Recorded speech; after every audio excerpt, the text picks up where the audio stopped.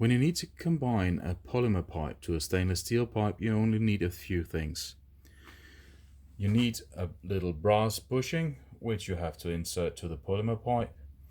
The steel ring you attach to the press fitting, and then you insert the press fitting to the polymer pipe and the stainless steel pipe.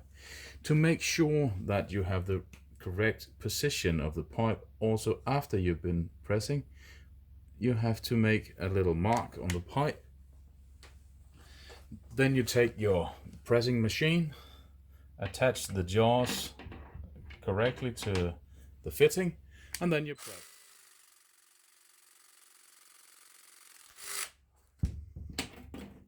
Make sure that it is correctly in place and press again.